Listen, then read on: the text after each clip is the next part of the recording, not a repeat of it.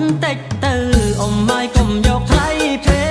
កសុំចិនបាក្មេកបើចុះកូននឹងសារេកុំគិតយូរពេកប្រយ័ត្នឈូនអ៊ំបានគេ